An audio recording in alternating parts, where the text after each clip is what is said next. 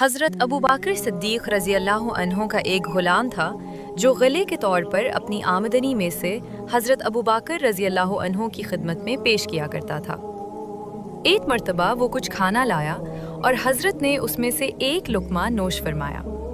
غلام نے عرض کیا، آپ روزانہ دریافت فرمایا کرتے تھے کہ کس ذریعے سے کمایا، آج دریافت نہیں فرمایا؟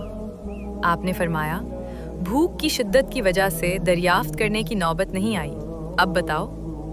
غلام نے عرض کیا، زمانہ جاہلیت میں میرا ایک قوم پر گزر ہوا اور میں نے ان پر منتر پڑھا تھا، انہوں نے مجھ سے اجرت کا وعدہ کر رکھا تھا۔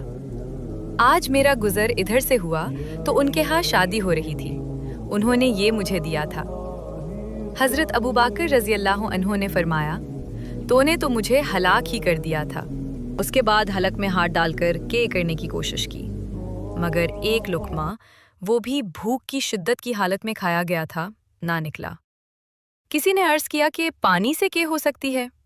ایک بڑا پیالہ پانی کا منگوا کر اور پانی پی پی کر فرماتے رہے، یہاں تک کہ وہ لقمہ نکل گیا۔ کسی نے عرض کیا کہ اللہ آپ پر رحم فرمائے، اتنی مشقت اٹھائی۔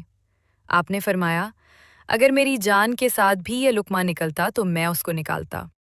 میں نے حضور صلی اللہ علیہ وسلم سے سنا ہے کہ جو بدن مال حرام سے پرورش پائے، آگ اس کے لیے بہتر ہے۔